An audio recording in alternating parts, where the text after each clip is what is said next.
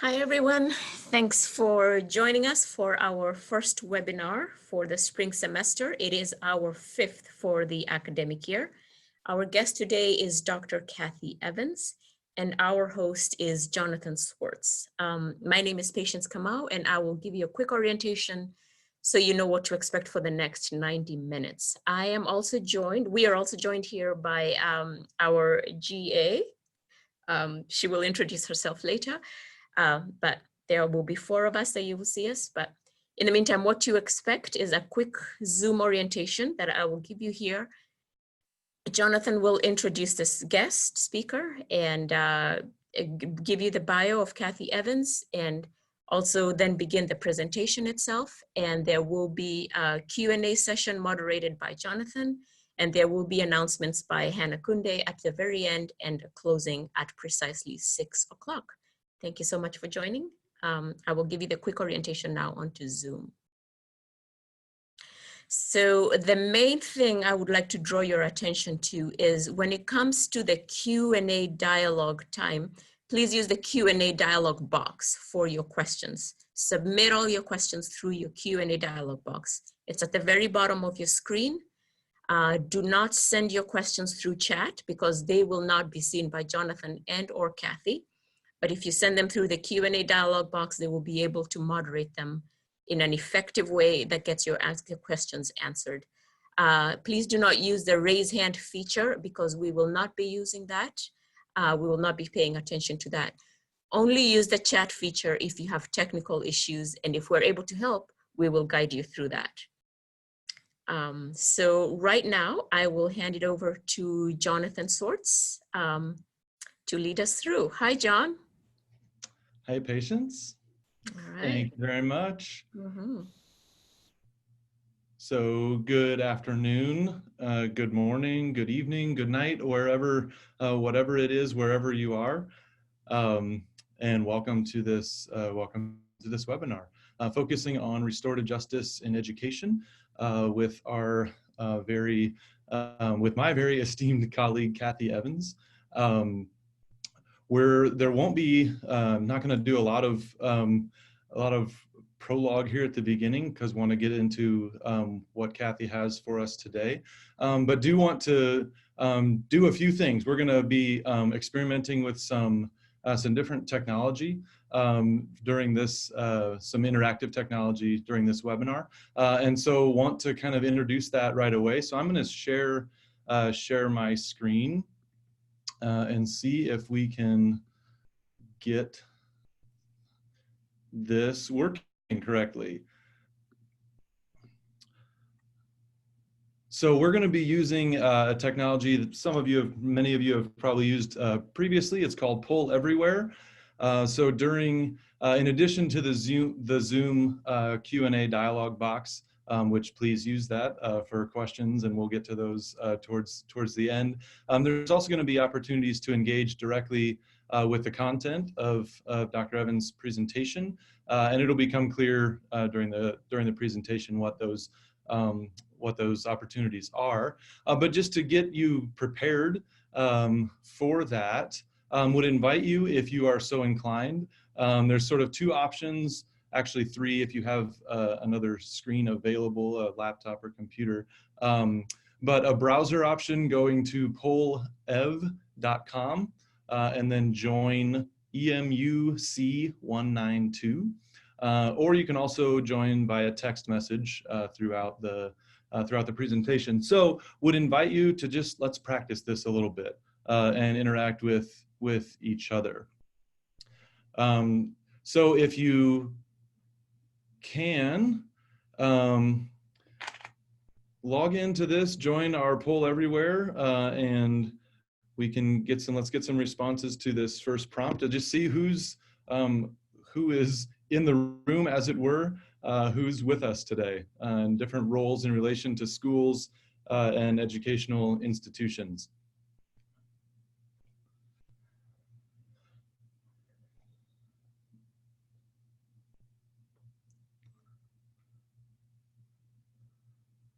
We will usually, we'll leave these up for as long as it takes usually for as many of you as possible to answer the question, and then I or Kathy will give a 10-second kind of submit your responses if you'd like to, and then we'll move along. So I'm going to go ahead and advance to the next one. Looks like we've got teachers and some other roles, along with some consultants and administrators.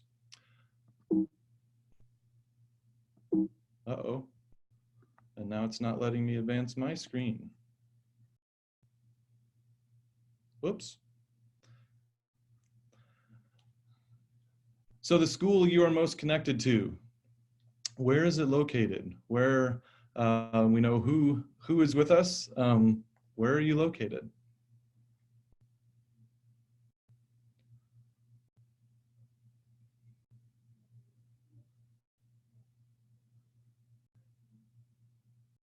And this is one of those that we are not going to worry about spelling correctly, because it's participatory, and we know many of us are using mobile devices and want to submit responses in that way.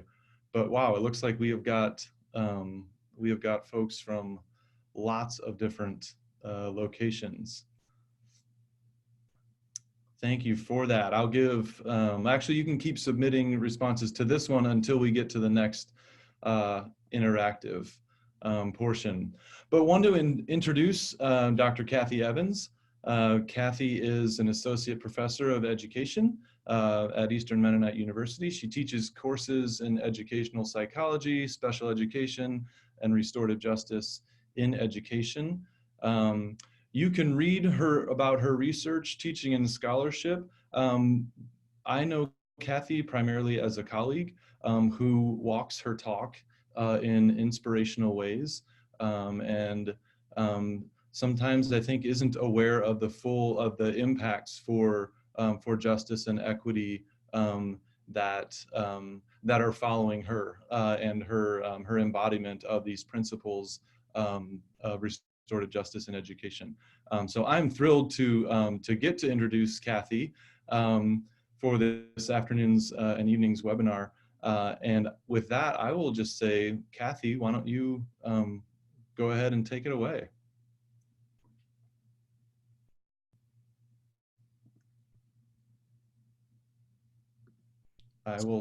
I appreciate all the behind the scenes things that are happening to make this webinar happen. So thank y'all so much, John and Patience and Hannah, for your hard work to do that.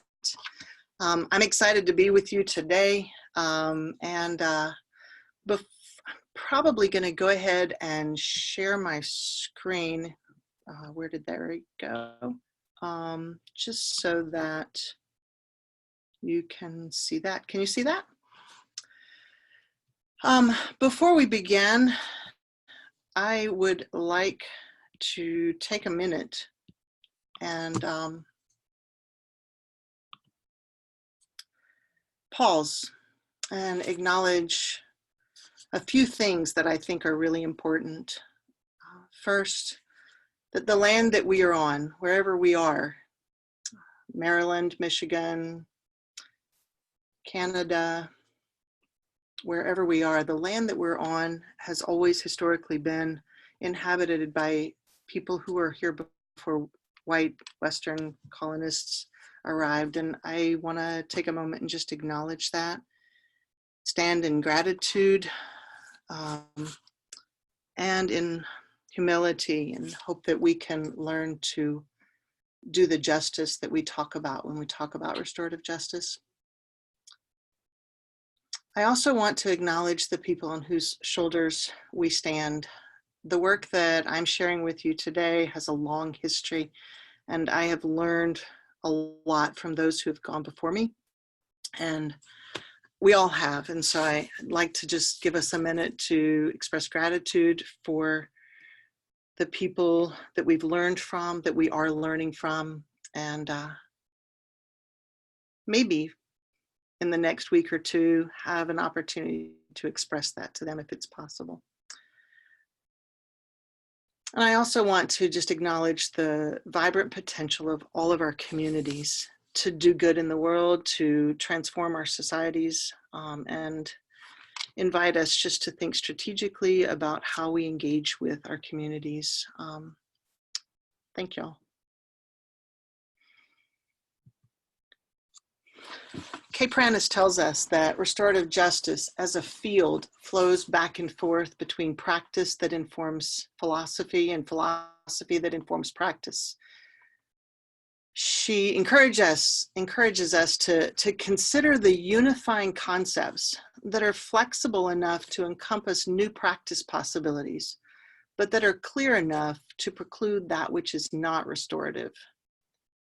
Restorative values are emerging and continue to emerge as a unifying concept that both grounds our theory and guides our practice.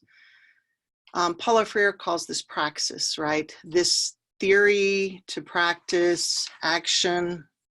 And so as we talk today, I'm looking forward to us both discussing the grounded theory pieces, but also that we would consider practices, things that we can do tomorrow to ensure that we are moving towards more just and equitable, more restorative school cultures.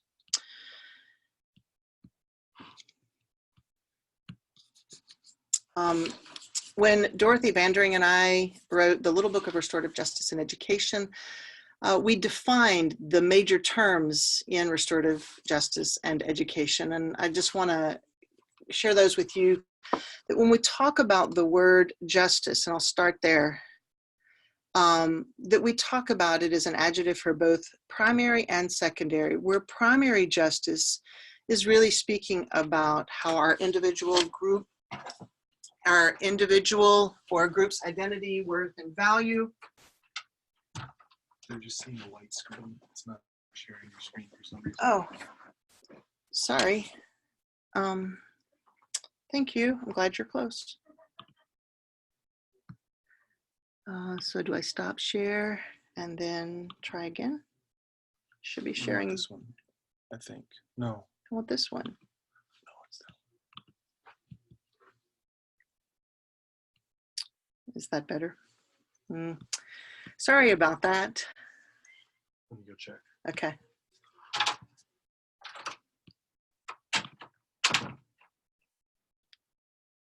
Technical difficulties.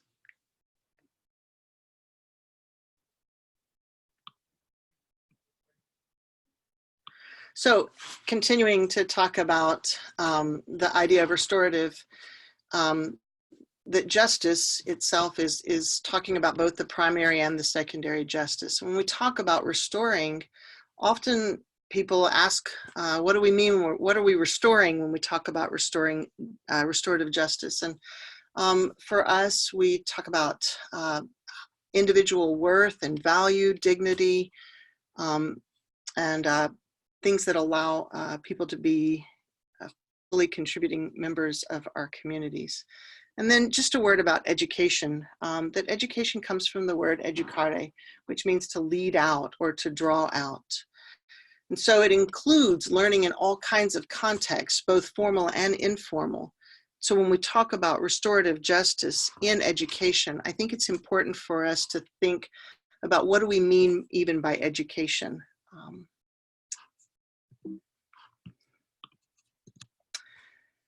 So when Dorothy and I defined restorative justice in education, we defined it really broadly as facilitating learning communities that nurture the capacity of people to engage with one another and with their environment in a manner that supports and respects the inherent dignity and worth of all people.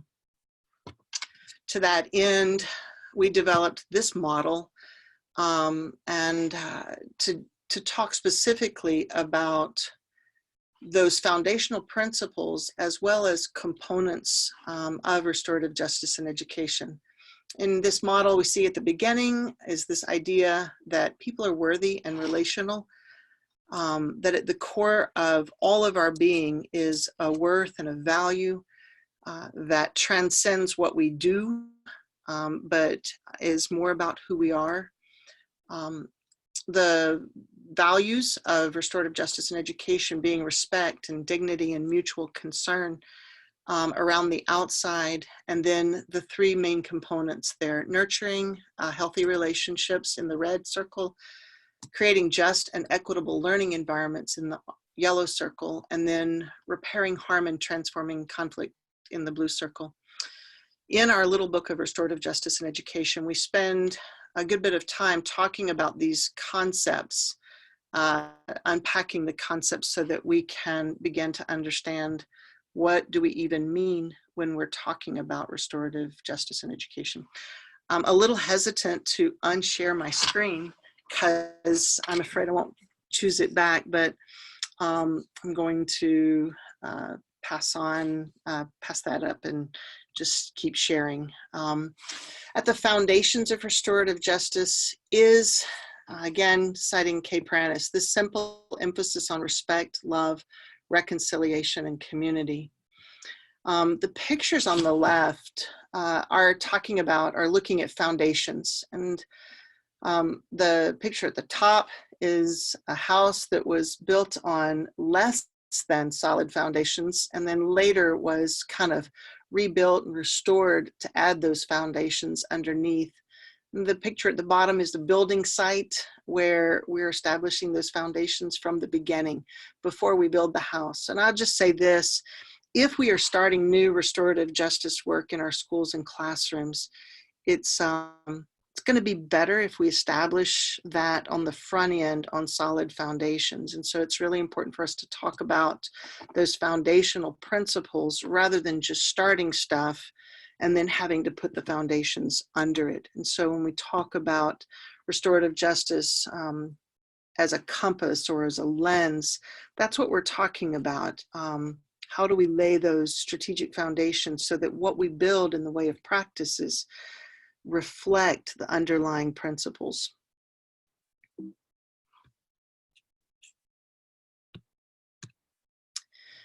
For a long time, I think when restorative justice was first in its infancy, a lot of what we thought about was related to responsive approaches. What happens when there's misbehavior, when there's conflict, when there's challenging behaviors. And so when we initially perceived of or conceived of restorative justice, it often looked like a commitment to address underlying needs, not just students' behaviors. It looked at problem solving, victim-centered. And so the language around our restorative justice and education approaches were primarily responsive. But if we look at tomato plants, for example, the plant on the far right obviously needs some intervention, and we can go through and we could do some things there to help that plant thrive. But we're better off doing some of the preliminary things so that the plant on the left actually becomes the plant in the center that actually is producing fruit, that's thriving, that's doing well. And so looking at proactive approaches, we ask questions like, what do we need to do with our practices, our procedures, our policies, our curriculum, our interactions between and among educators, students, parents, and caregivers, school staff, and the entire community in ways that nurture healthy relationships, nurture healthy communities, and also promote healing and growth and effective learning environments. And so if we were looking at a tiered model, we would talk about those tier 1 interventions, those tier 1 practices, and moving up to a tier 3 practice. I'm going to probably continue to use the language of proactive and responsive. And so in that regard, restorative justice in education emphasizes social engagement rather than social control. This means that our starting point in how we are when we are together will be relationships rather than rules, people rather than policies, honoring rather than evaluating, meaning rather than knowledge, and asking instead of telling, well-being rather than success. This doesn't imply that rules and policies, evaluation, telling, and success are irrelevant. It simply means that these things serve the needs of the people living within the community and not the other way around. So again, coming back to the little book of Restorative Justice and Education, where we talk about these ideas, our emphasis here is on social engagement and working with people, not doing things to them or for them, but working with people to bring about more restorative school cultures.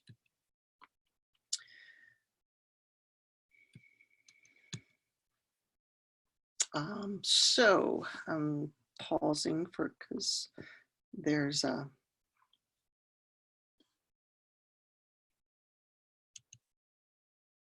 sorry, my computer screen got hung up. Give me just a second.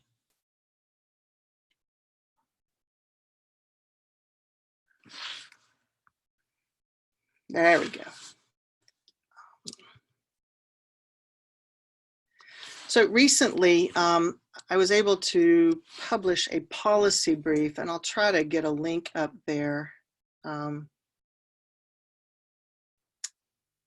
not sure what you're seeing here. I'm seeing nothing.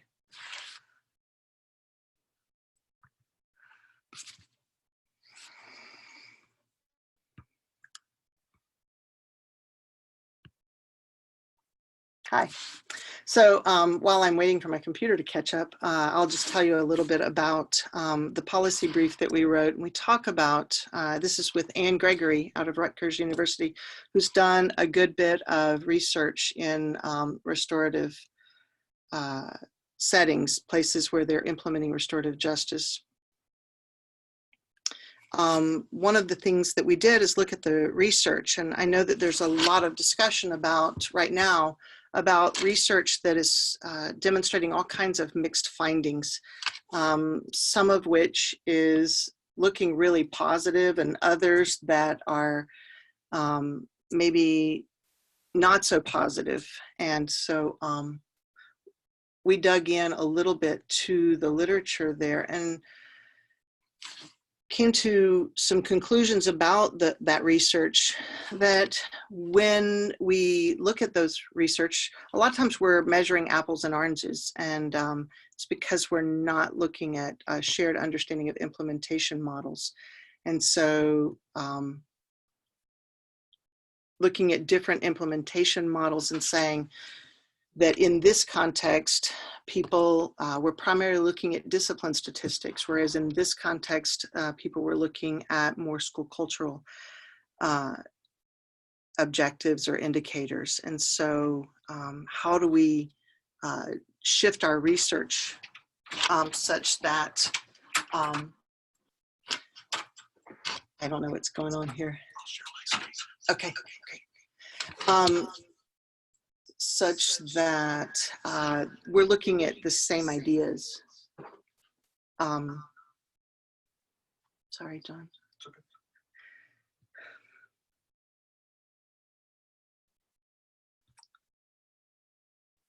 Tell me when you're sharing. I've got it now. It's on this one. Okay.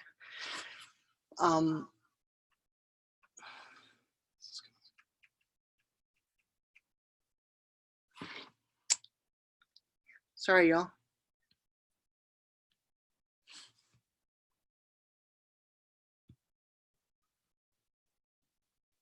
Okay. Are you sharing? Yeah, this is okay. What they're seeing. Great. So in the policy brief, we identify some misimplementation models. And the first one is this idea of mandated top-down models. And in this model, it's the idea that administrators come in and they say, this is a good idea, let's do this. And then they require it. And what we're finding is that's not a great way to do implementation, because when those things are mandated, you'll have a lot of people that aren't completely sold on the idea. And so the implementation models are less effective because people maybe are exhibiting resistance, or they aren't understanding fully what they need to understand in order to implement it with fidelity to the beliefs and values. So yeah, so that was the first one. The second misimplementation model that we talk about is narrowly defined models. This is the idea that when we are talking about restorative justice, we're only talking about, for example, school suspensions or expulsions or alternatives to school discipline. And so when we define restorative justice in education only as an alternative to school discipline, we miss opportunities to do some of those proactive things that help shift school culture. If we are only addressing school behavior without coming back and supporting the things that create restorative school cultures, sometimes even our restorative practices that address behavior will be less effective because we aren't addressing the things that are creating those behaviors to begin with. The third misimplementation model is a colorblind or a power-blind model, where we talk about restorative justice, and we might even talk about it at that proactive level, but failing to address issues that are justice and injustice issues, failing to examine places where power dynamics are playing a role. So for example, I'll just give you a story. I was observing a circle process once and watched a teacher, every time a student got the talking piece, a particular student, the teacher would cross her arms, and you could see on her face, like, she didn't like this kid. And her power in that moment served to shut down the student. And he never did participate in the circle process. Every time it came to him, he passed. And then towards the end of the circle process, he began to kind of act out and be a distraction. And at the end, when she and I were debriefing, she noted his lack of participation in circles. And so we had a long conversation about how her body language was sending a message to him that his voice, his perspective didn't matter, that she was not interested in what he had to say. And she wasn't aware of that. But when we failed to address specific instances of power and justice and injustice, we can perpetuate some even circle processes that aren't necessarily restorative. The fourth model is a train and hope model. It's the model where we go through and we whole scale train everybody in the district or everybody in the building, and we hope some of it takes. And we're finding that that's not an effective model because people need ongoing support, mentoring. They need continued professional development in order to build their knowledge, skills, and dispositions regarding restorative justice implementation. And then last, the misimplementation model that is under-resourced and short-term thinking. So when we get grant funding, for example, and we do a one-year restorative justice implementation and then hope to see results in the end, we miss opportunities because the funding's not there. We're only seeing short-term implementation. And what we know is that sometimes it can take 3 to 5 years before we actually begin to see results. So we're gonna move to a poll. They're already responding. This is what they see. Okay, So good. So which of the models have you experienced? Which have you seen? And I'll leave it here for just a second and see if we can get everybody chimed in.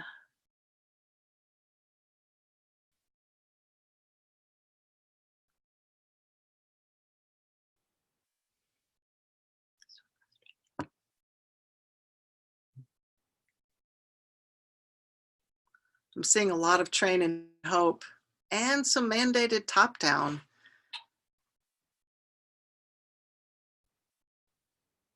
If I was sitting and talking with you right now, I would say, tell me more about how it felt when you experienced the mandated top-down, or tell me what you've seen in the train and hope model. I'm really curious about your experiences with those things.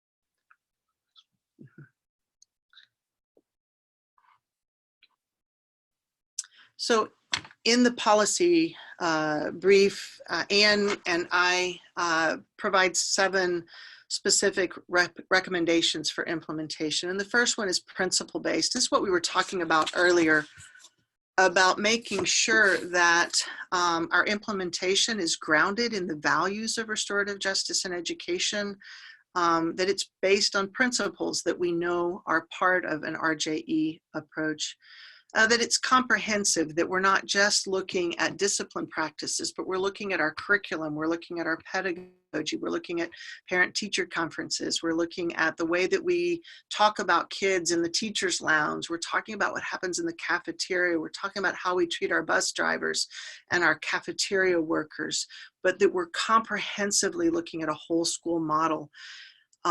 Equity-oriented, that we are constantly thinking about justice and equity, contextually sensitive, that we realize that some things are going to work in some places and they're not going to work in other places.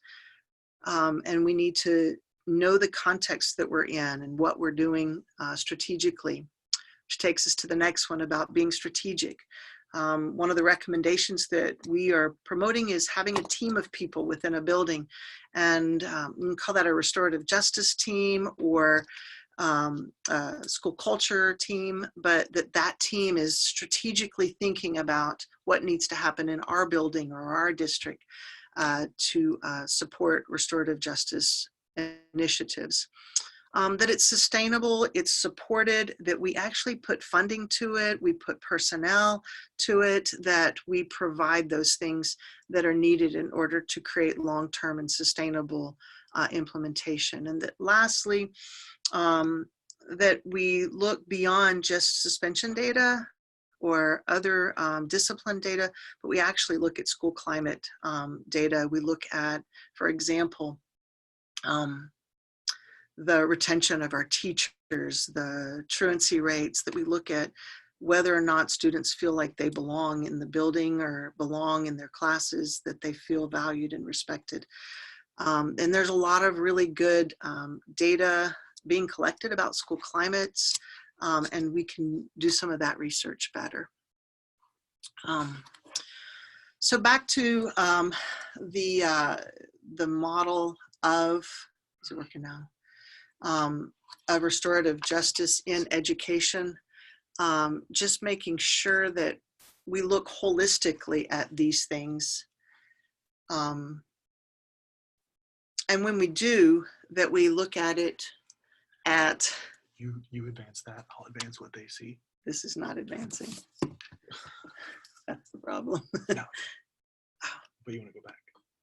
Okay, so that when we look at the implementation, that we look at the practices that we're doing, that we don't just look at the interpersonal. Like, I think sometimes we talk about the things that we do in schools as relational between people, and that's an important part of implementation, but also looking at the intrapersonal, that we look at interpersonal, that we look at institutional and structural. For me, when I talk about these things, I am referencing Tanya Davis's Little Book of Race and Restorative Justice, where she talks a lot about the interpersonal, the institutional, and the structural. Where intrapersonal is that implicit, what we're looking at within ourselves, and then interpersonal is that relational. Institutional is about policies and practices, and sometimes the policies and practices can either support our work in restorative justice or it can impede that work. And then structural is about the hidden cultural norms that we may not see. And so as we begin to drill down into what does the model of restorative justice and education look like on a daily basis, the everyday practices, I'd like for us to think at all 4 of these levels, not just the interpersonal.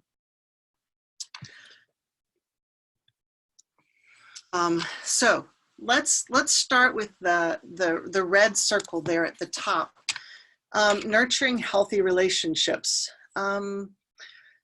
Notice at the bottom of the left-hand side, I've got this idea of proactive and responsive, just to keep us at the forefront thinking that we both want to look at proactive things as well as responsive things.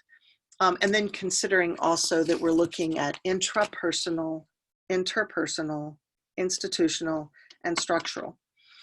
On the right-hand side are just some general concepts that we would want to think about. And there's more. These are just a few. For example, respect for and among all members of the community, the learning community. What does that look like in our practices? How do we demonstrate respect? What does respect look like between students and teachers, but also what does it look like between administrators and teachers, or parents and caregivers? And so demonstrating respect, moving up, like for example, ongoing workshops that promote belonging for all of our students, making sure that we are being intentional about who's included in decision making.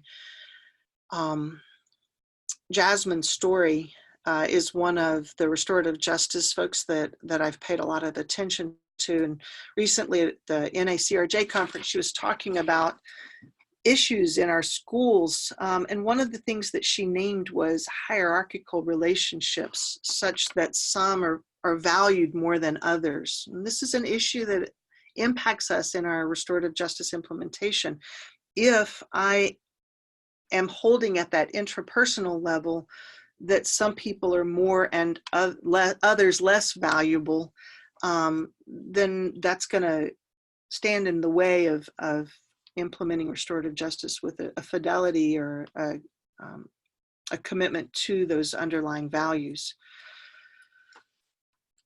So we're going to do another interactive thing. Your schools are already doing a lot of things to build and maintain healthy relationships. So we'd like to invite you to share some other things. And they can be things at the intrapersonal, the interpersonal, the institutional, or the structural level. So what is your school already doing? Good. So teaching specific social and emotional learning. What are some other things that you are doing? Practicing mindfulness. Good. Circle processes. Listening.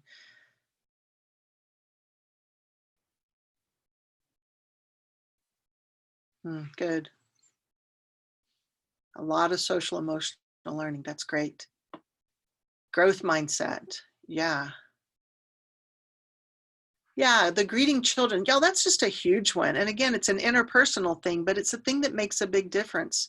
I often talk about bus duty. Like imagine a kiddo who comes to school and doesn't feel a sense of belonging, and the impact of having this, a smiling face at the bus stop, greeting them as they get off the bus with a cheery word and not a, hey, get that hat off your head kind of word. Climate and culture coaches, that's beautiful. Student belongingness as part of the surveys that you look at with staff meetings, great. Advisories, yep. Ethnic studies, exactly. So having specific places where students can learn about their own cultural and ethnic backgrounds, and that those things are celebrated. Student voice, leadership habits, great.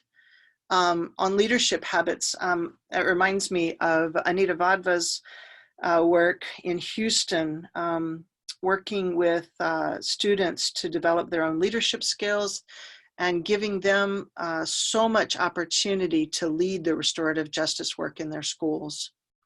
Daily check-in circles, acknowledging acts of kindness. These are great ideas. Yeah, the trauma-informed care, and we'll talk a little bit more about that also when we talk about repairing harm and transforming conflict. But yeah, there are some really proactive things that we can do in that trauma-informed approach that allows us to care for our students and teachers well.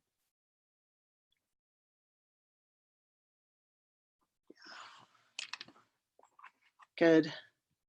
Good. I want to just name a couple of other things. Anti-bias workshops and implicit bias workshops. I think those are really great. Making sure that sometimes included voices are included. So if we're talking about curriculum, for example, rather than just the educators working at a table thinking about curricular decisions, what if we included some of our students or caregivers as part of our conversations about textbooks and curriculum and pedagogy? At a intrapersonal, thinking about our own insides, are we doing that examination of our own personal prejudices? Are we thinking about our own relationships with regard to health and how we see ourselves in hierarchical relationships? Do we genuinely have value for every kiddo in our classroom? I think that's an important question for educators, including myself, to ask. Do I value every single student? Do I value my colleagues, even the ones that I disagree with? How do I uphold their dignity and worth, even as we disagree? So those are some other ideas. You're throwing out a whole lot right here, and it's great. We'll move on. Keep including, keep chiming in. But let's go ahead and move to the next circle on justice and equity. Some of the things that you've named here will also apply there, which is why those things overlap, right?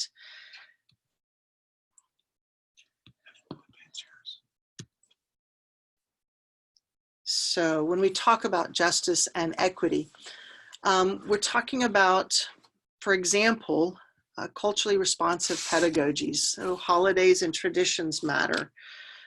Thinking about inclusive language. How do we talk about parents and caregivers? Can we be inclusive? One teacher I know talks about kiddos, talks about students, grown-ups. Not every child lives with a mom and a dad or two parents. And so how we talk to our students about who they're interacting with at home. So using language that represents all of our students.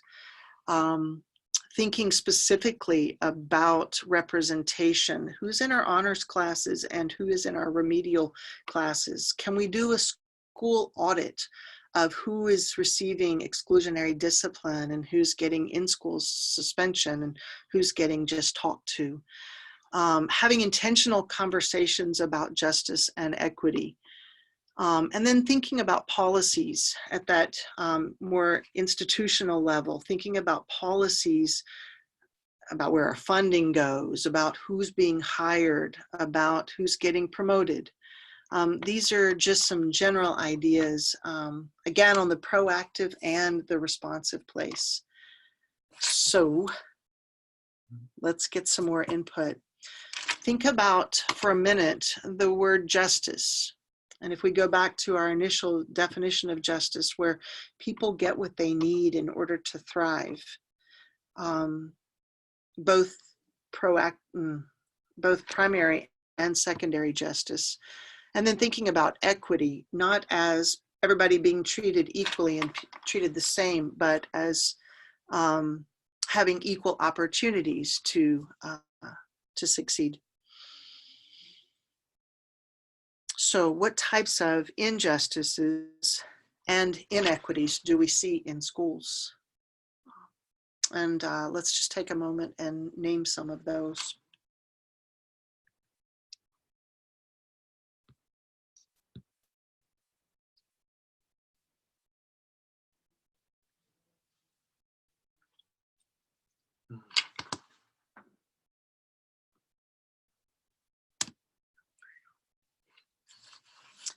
Yeah, racism, both explicit and implicit, right? Disproportionate suspension rates, nutrition issues, teachers yelling at students, classism, inequitable resources. I was struck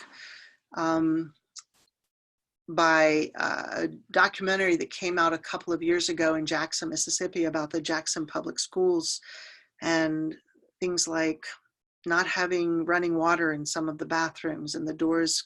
They've done so much work in recent years to address some of those. But yeah, where are our monetary resources going? Anti-Blackness. Language, yeah. Staff bias. So again, do we value the bus driver in the same way that we value the principal? Students with disabilities having higher disciplinary referrals. Same thing with students who identify as LGBTQ, students who are Black and brown, students who are male-bodied as opposed to female-bodied. Educators talking more than the students, right? So much of the top-down lecturing rather than really listening to students' perspectives and giving them a place to speak into their own education. Social status, the population of who's in the building and having disproportional representation in different, yeah, all the isms, exactly. Microaggressions. And that's a whole conversation that we need to have that also relates to our relationships, right? Adultism, exactly. Students with disabilities not being fully included. I was a special ed teacher in my former life. And so, yes, how many ways do our students with disabilities get disregarded, set to the side? Just labeling kids as bad kids, yeah. Increased criminalization. Yeah, the teacher voice at staff meetings. I know one principal shifted the way she did staff meetings, and instead of meeting in after school, she met with teachers during their planning periods occasionally so that she could have a smaller group of teachers and actually engage in circle processes where the teachers' perspectives were considered and identified and addressed, right?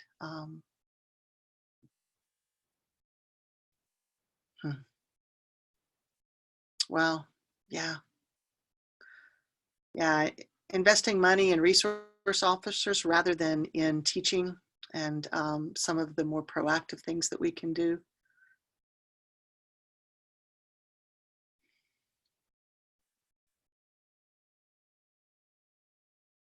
Calm down spaces, yeah. Feel free to continue to add things here until we advance to the next slide.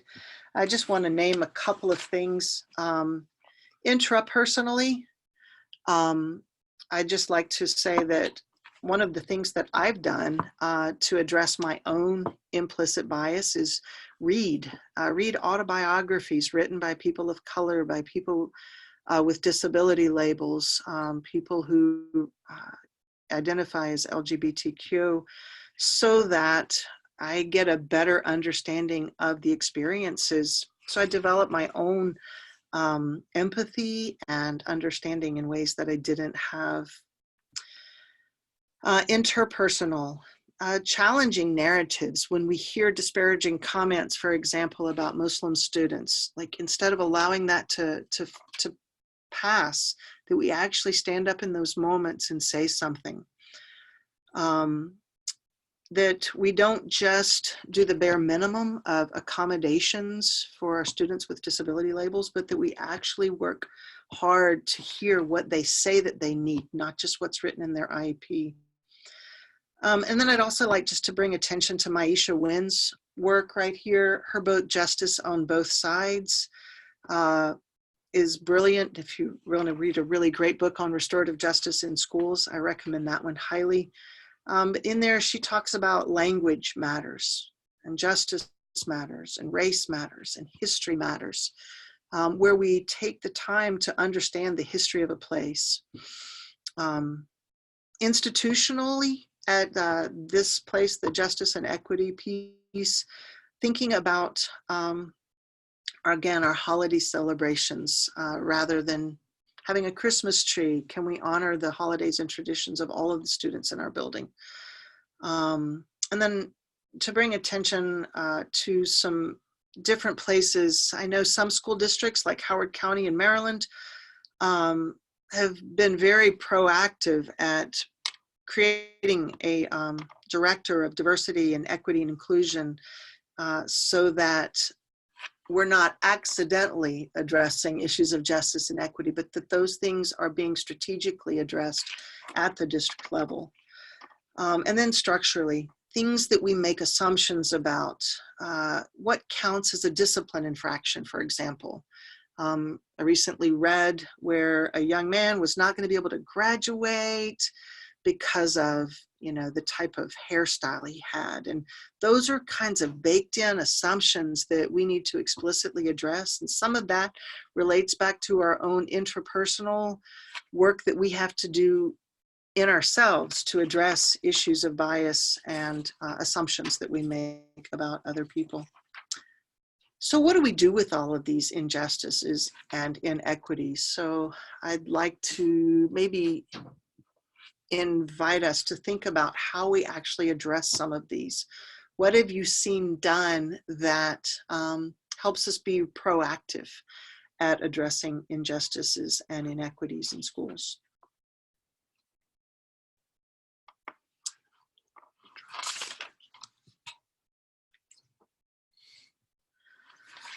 So yeah, I would love to have now created a poll. How many of you have done some kind of anti-racist or anti-bias training as a teacher, as an educator? Mentoring programs, staff circles, exactly. Culturally responsive pedagogies. Revise your dress code, exactly. And then have those conversations in the building about how our dress codes can reproduce inequities in our discipline practices, as well as in our sense of belonging for students.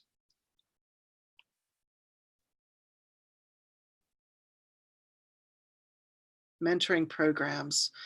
Yeah, if we were face to face, I would say, gosh, I want to hear more about that right there. What does that look like to have a mentoring program? Equity training, cultural competency training. Exactly. Using circles to allow voice on these issues. I find that circle processes are a great place for us to address sometimes uncomfortable conversations because they create safer places, not safe, but safer. And I think that just the structure of them allows for people to speak into without having to be confronted about misunderstandings, and we can actually hold those conversations. So I see de-escalation strategies. I love the what I would like my teacher to know. Our school has a GSA, that's great. If your school doesn't have a Gay Straight Alliance, that'd be a great thing to do that would promote justice and equity in a school. Gender neutral dress codes, awesome.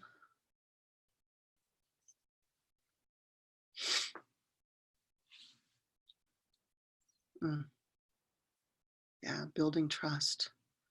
And that's harder, right? If you've got a student that's been continuously marginalized or disenfranchised, actually working hard to build the trust when that student may or may not naturally trust a teacher or administrator. Intentional hiring practices that represent student population. Yeah, let's talk more about that for sure. Good. I'm curious about SBRA trainings. I'm not sure what that acronym stands for.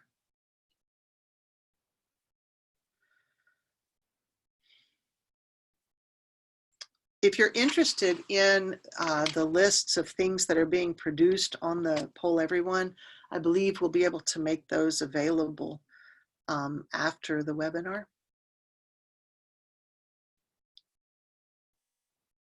Awesome. All right, well, let's move on. to our last circle, repairing harm and transforming conflict. So when we talk about harm and conflict, I think one of the things that I would name is that some of us are conflict aversive, right? Sometimes people don't necessarily embrace conflict. And if there is a principle of restorative justice and education that applies here, it's that we embrace conflict always as potentially transformative rather than running from it or avoiding it. And so that might look like having intentional conversations. It might look like digging deep in your own soul to address, why am I so uncomfortable with disagreements or with this particular conflict? That's the interpersonal work.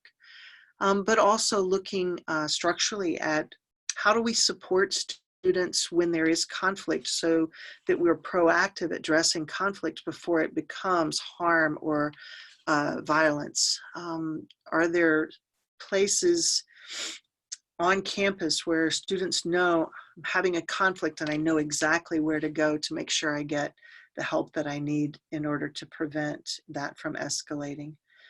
Support services. Do we have adequate school counselors, school social workers? And do those counselors and social workers represent the student population at our school? Responding quickly.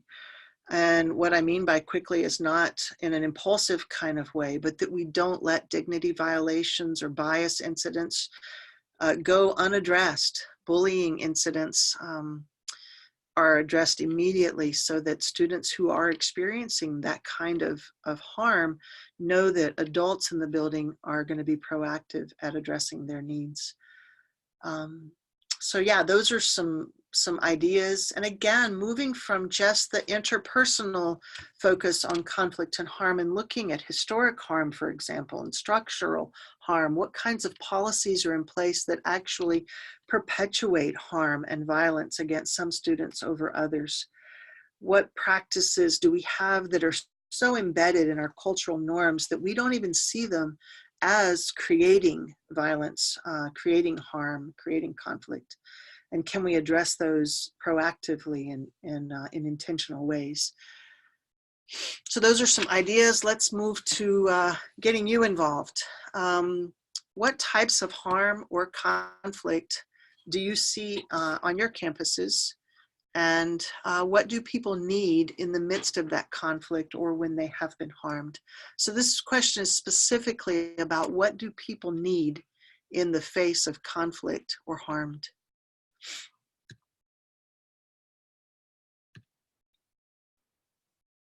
Yeah, to be heard, definitely the de-escalation techniques.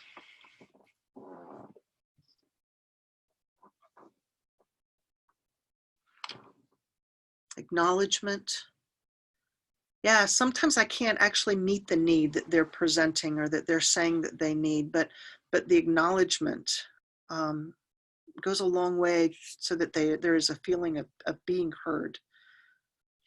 And that's true whether we're talking about students or teachers or administrators or parents and caregivers. Feeling valued and receiving validation. This idea of voice, I think, is super important for us to think about, that it's not just that we're giving somebody a voice. They're going to have a voice. It may not be in ways that are productive, but I like to say that all behavior is communicating something. And sometimes the behavior challenges that we see in our schools and classrooms are students having a voice. They're naming in their behaviors ways that they aren't getting what they need.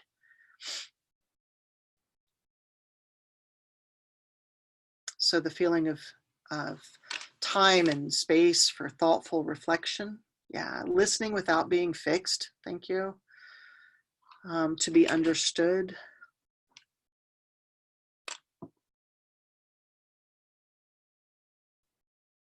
Yeah. Great suggestions here. Great things to identify.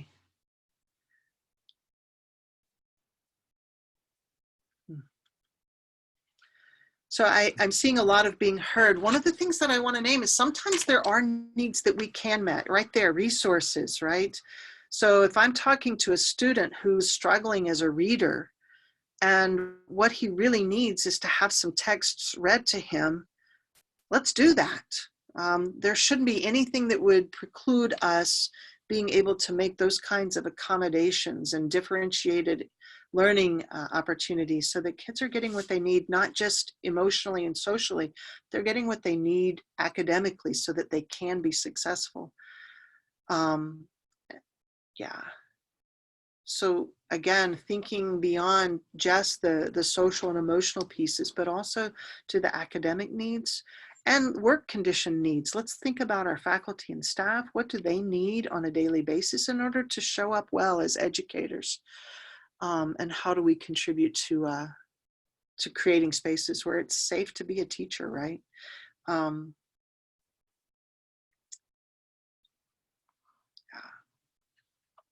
Great. All right, let's move to the next question then. So how do we begin to address all of these needs? What are some concrete things that we can do to begin to address some of the needs of people? For example, the need to be heard. Can we do some things structurally and institutionally that create spaces for people to be heard? Pay teachers. Yes. And I know what you mean there. But I think pay also, but value and letting our value show up in the way we pay teachers, but also that we express our value of what teachers are doing on a daily basis. I had a church group once ask me, what can we do to support restorative justice in school school contexts? And my advice was to adopt a teacher and just love on them well, invite them to dinner and send brownies to their school or whatever, you know, just demonstrate care and compassion for the educators who are doing that work on a daily basis and who often feel undervalued. Committing the resources and the time.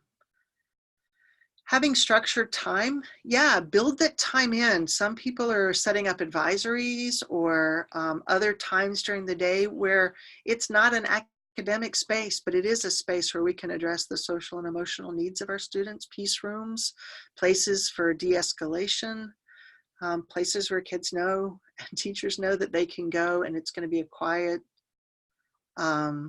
de-escalation space, a place where they're going to get support that they need.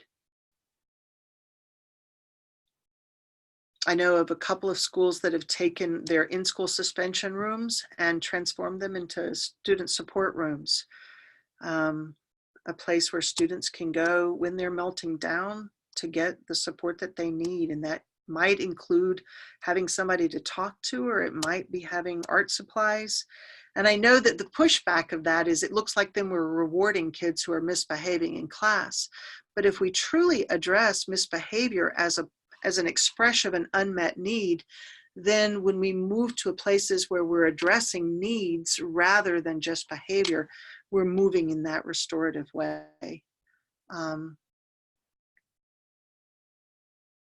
Renovative staff lounge. Yeah, that's great. Renovate the staff lounge to be a place where it's a peaceful spot for parents, for teachers to go, to rejuvenate, to collect themselves. Mental health days, yeah, let's do that. Mindful minutes. I think helping kids learn those mindfulness practices so that they, in the moment, have some strategies and tools for their own de-escalation. Maybe doing that for educators as well. Yeah. Some good ideas here. Thank y'all.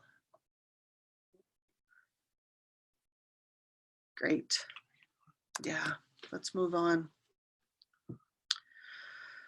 So coming back to this idea, this model, looking at the concrete ways in which we apply restorative justice. again, a lot of times we think strictly about circle processes and conferencing, and what hoping to propose in this webinar is that there are so many things that we can do to build restorative school cultures. And so we're turning to these implementation recommendations, principle-based, comprehensive, equity-oriented, contextually sensitive. Some of the things that you saw listed there won't work at your school. It has to be context specific. Being strategic and setting up sustainable initiatives that are supported with resources, personnel, and finances, so that we're looking at long-term implementation. So, where to start? Again, the seeds and the roots, those foundations, making sure that we're always attending to respect, dignity, and mutual concern, and a belief that people are worthy and relational, and that we pay attention to all three of these components. I've said before, and I'll continue to say, I really don't care what we call these things, but these are the things that we have to renew our commitment to in our schools and classrooms. The second bullet there, learn all that you can before you begin. There's lots of ways to learn: reading books, going to conferences, paying attention to people who are doing the work in your school, in your area. Building a shared vision, again, starting small, working with a group of people. And I recommend adopting restorative justice as practiced by those who are already in, right? Don't go try to convince people. I was talking to Dwana Nicole from Advancement Project, who's now in Howard County, and we talking about, I'm done trying to convince people that restorative justice is the way. And I appreciated that reminder so much, that let's start where we're at and start with the people who are already willing to make these changes, and then work collaboratively and allow the impact of our practices to speak for themselves. I began to replace our punitive discipline procedures with policies and practices that actually promote a restorative school culture. And this next to the last bullet, modeling the things. We can't expect our students to do things that we ourselves as educators aren't willing to do. And so modeling the practices and the values that we hope to see in them. Yeah, so one way to, just want to make a quick plug to continue to learn more. Every year EMU has a Restorative Justice and Education Conference. It's always the last week of June. So I'd like to invite you to check out the Restorative Justice and Education Conference this summer. Join us for that. Also, I just want to give a quick shout out to the educators in Harrisonburg City Schools. When I think about what restorative justice looks like in practice in our schools and classrooms, I just want to name that I've learned so much through the students who've come through the EMU Restorative Justice and Education program. As I've taught classes with Harrisonburg City Schools and other local school districts, I have learned as much as I have taught, and I'm so grateful for the educators that have taught me what this looks like. So we do offer some programs specifically in restorative justice in education and trauma and resilience in education. So check those out on our website. There's a little bit more there, but I think we can skip through those slides unless we want to come back and talk about those. But this is just the work that we offer here. And I think we'll stop there and open up for questions.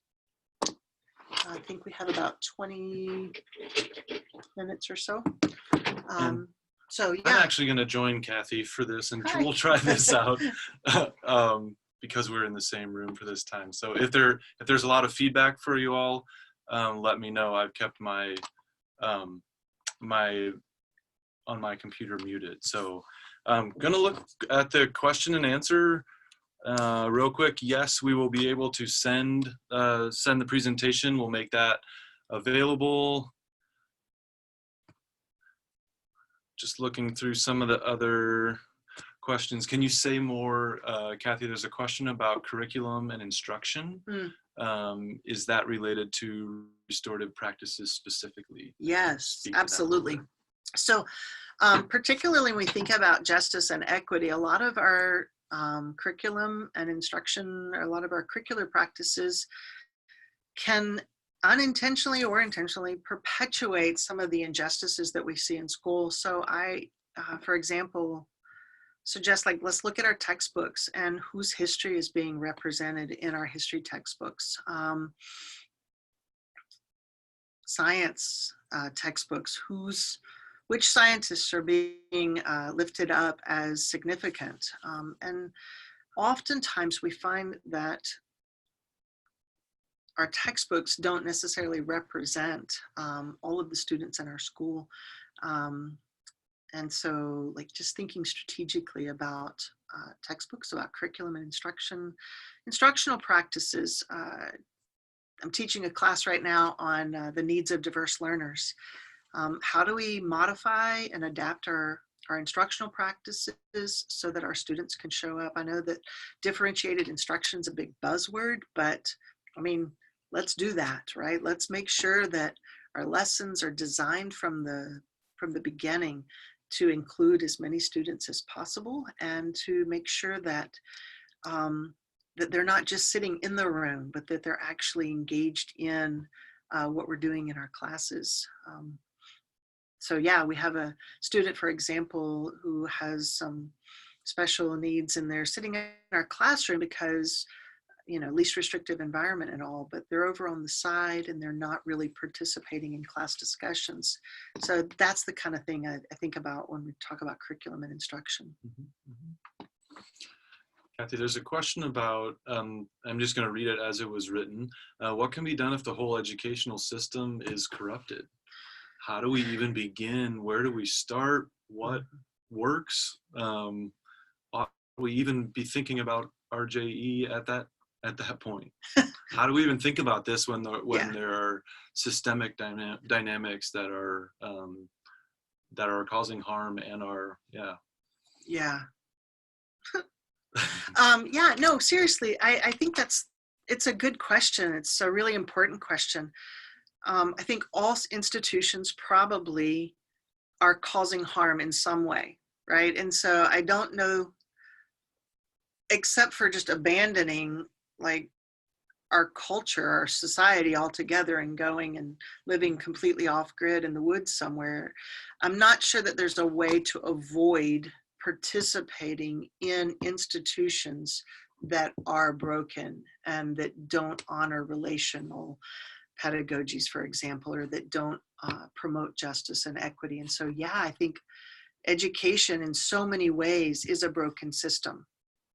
And within that broken system, there's some amazing educators and there's some amazing work going on.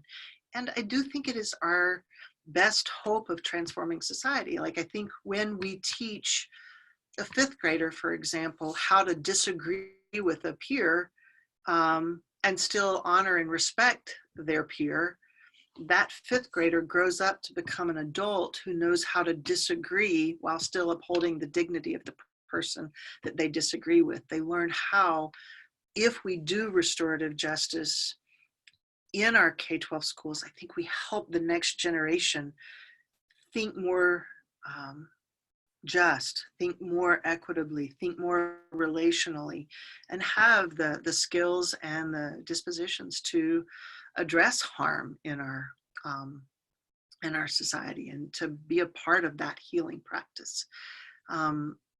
I mean, yeah, I think that in staying within that system, we become part of a system that can perpetuate harm. And I struggle with that in higher education. I know that higher ed is not always a just and equitable place. And so I work within a system to try to promote justice and equity, to try to promote relational ecologies. But it's not perfect. And I think we do the best we can. And it might not change the whole system in my lifetime, But I think if I look long term, I think that there's some good work that can happen and we can adjust things over time. I was reminded this weekend that the arc of the moral universe bends towards justice, but the reminder that it doesn't bend on its own, that we have to do things actively to bend that. Mhm. Yeah, and this whole idea of like it's taken a while for us to get here. Mm. It's going to take a Mhm. while to get wherever the next place is, location is. This question of I can feel the passion in this question. I agree that the comprehensive is the best way and important because of being rooted in values. But when is it okay to at least start somewhere? Absolutely. Especially if I'm passionate and just want to start helping. Absolutely. What would you say to that? Like, Yeah. comprehensive is best, but like, what about just digging in and getting started? Yeah. Yes, that's the both and, right? Dorothy and I in the little book of Restorative Justice and Education, and actually Dorothy Vandering in an article that she wrote earlier, talks about restorative justice as a compass, not as a roadmap, right?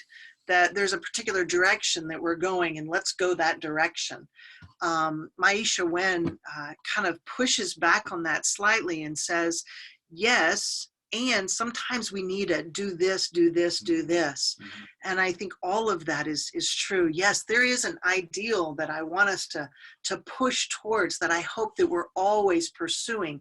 And ideally, the whole school would jump in, right? And we would have everybody participate in a good restorative justice. But in the meantime, let's start right where we're at, and make sure that in my own sphere of influences, I'm doing as much of the restorative work as I can. Mm-hmm. So yes, start where you're at, and let's dream big about structures and systems, and making sure that we're working to transform those as well. Mm-hmm. Yeah, I've recently been rereading a book called Trauma Stewardship by Laura Vandernoot Lipsky, and that's really, she does a really good job at sort of getting everything down to like what is it that I have some agency and some control over, and starting there in the midst of big systems that we're a part of. How do we just sort of get clear on what's our next step? Right. So yeah, really helpful. I think it's more of a statement and also a question, I think, for you all participating, understanding. I understand that the process is complicated, but I'm finding that it's less about strategies and more about support. And I think this is a question then, wondering if there's support available out there for folks. And how have you found that as you've kind of looked at whole system kind of implementation at different schools? Like, how important is that support across even school districts and that? Well, and I guess I would ask back, like, what do we mean by support? How are you referencing support? I would look at support at a lot of different places. One, do I as an educator have mentoring support for learning how and developing my own skills as a practitioner? There is also financial support. Do we have people in place that have knowledge, skills that can come in and either step in and do some of the restorative work or support the restorative work that I'm doing? So I think support can look like a lot of different things. I know one of the things that's happened here in Harrisonburg is that the city schools built into budget to send a certain number of educators through our Restorative Justice and Education certificate, graduate certificate. And what that's allowed them to do is to build an infrastructure within their schools so that there is that ongoing support, peer support from people to make sure that I'm getting that mentoring that I need, or even something's not working, can you come in and check and see what's going on, help me think about this? So that kind of support. I know at the beginning, the question, what role are you in? A lot of you mentioned that you are yourself the restorative justice like coordinator from outside coming in. And so I guess one of the ways that I would encourage you to think about your work is how do you come alongside educators, not just do the top-down teaching, but how do I come in that role and work with educators to develop their own skills, thinking about it that way. Yeah. Yeah, lots of really good, really great systemic questions here, and it's a lot about resources too, which is one form of support, though certainly not the only form. But there's a question: what would you recommend when working at a school that has invested in restorative justice with specific hires, and then funding for those individuals goes away? What can the teachers do who remain when it feels like kind of yo-yo support, back and forth, funding, not funding? How can teachers best live into RJE in that kind of context? Well, I think that's one of the reasons why the partnership that EMU has with Harrisonburg City Schools has been significant. There wasn't a grant that provided personnel. It really was about building personnel from within and making sure that it's not, a kind of one and done grant funded kind of thing. But in a situation where that's already there, like there are teachers who have that kind of training, mentoring, they're there, they're doing it. And I, like starting those peer mentoring, starting the conversations, building a team of people that are learning together, doing book studies, working collaboratively to build your own internal expertise are really great ways to do that. And, I'll just name EMU. We're a small department, teacher ed department, but we're super willing to provide some resources as well. So reach out to us or to other places that are doing that kind of work and say, hey, we need help here. And a lot of advocacy too. Going to school board meetings and actually showing up and saying, we need this in our school and here's why. Yeah, following up on that, and maybe this can maybe be our final question before we turn it back to. There's a whole lot. There's a whole lot of questions that we have left unaddressed, but support and encouragement. So I'm wondering if you're aware of RJE kind of pockets and hubs and movements around the country, and so there's this question of support meaning encouragement for this work. I think we've got a lot of folks in this webinar who are actively doing the work and looking for support. And so can you just talk a little bit about where are you aware of kind of pockets that in the United States or even internationally that are really doing good work in this area, so that folks kind of know where to look for that connection and support? Well, the first thing I'm going to name is the Restorative Justice and Education Facebook page. Right now, there's just some amazing conversations happening on that Facebook page where people are presenting questions for, like, what about this? And people from all over the world are jumping in on that Facebook page to provide that kinds of support. And I know it's digital, it's far away, but it's an amazing community, online community, and lots of really beautiful conversations and discussions about how we can do the work better. I think it's also a place where people can jump on and say, hey, I'm from Philadelphia, who's doing restorative justice in this area? And boom, boom, boom, boom. I know that there was recently an organization formed somewhere in Europe, and it was formed because somebody went on and said, hey, I'm wondering who to connect with here. And I think Jillian McCluskey jumped on and said, hey, what about this group here? And connected some people. So I think it's a really good networking site to find people that are doing the work in your area. And that's really a great, I mean, that's your best resource, is to find who's doing it close to me and connecting with them so that you have that community of people learning together. None of us had this figured out. I know I'm doing the webinar right now, but I'm learning every day how to do restorative justice in school settings better. And again, learning from you, learning from educators about what that looks like. And I'm so grateful for the work that educators are doing in school settings. So yeah. Yeah. Anything Well, else? with that, I think there are more questions, but with that, I think we do need to end by 6 p.m. So I want to thank you, Kathy, for this content, this presentation, and allowing us to participate and get engaged in this work. And thank you all. I know, for that's what I was going to us. say. Thank you for joining us. And we will turn it over to Hannah at this point for some closing announcements.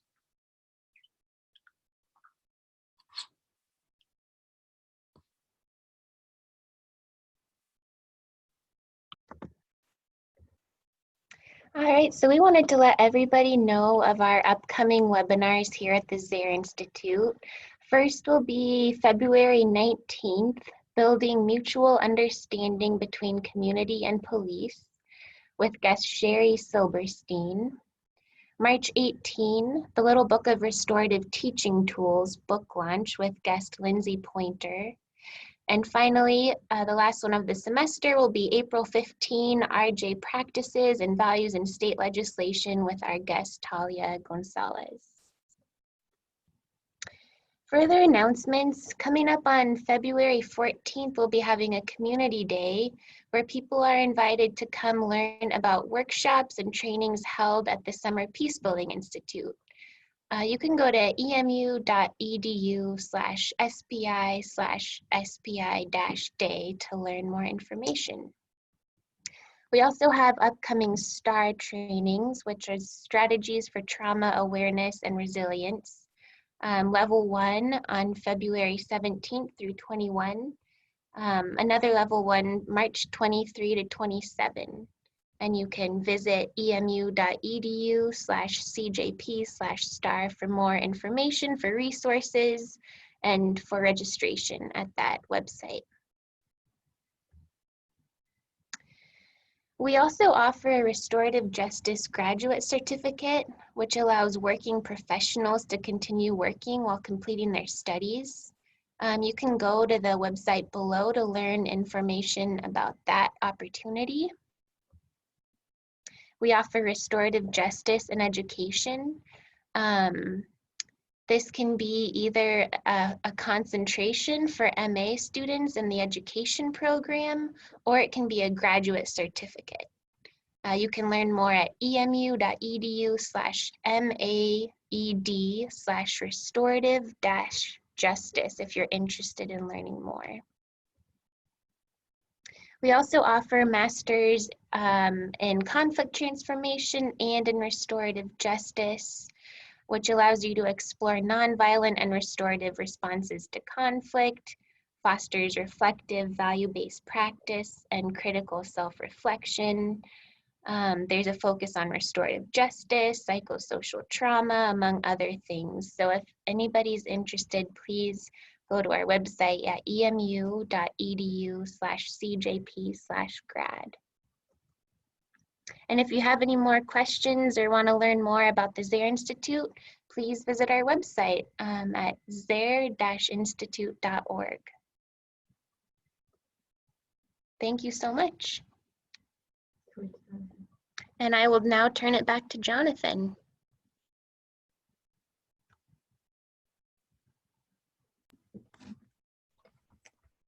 Well, hello. I guess I get the final word. Thank you all for joining us. Kathy and I have been typing feverishly, trying to answer the few questions that we could via text. Yeah, visit the Zehr Institute website for more information, and or the Facebook page for Restorative Justice and Education, and let's stay connected in that way. Thank you all for joining us, and best to you all in your restorative endeavors.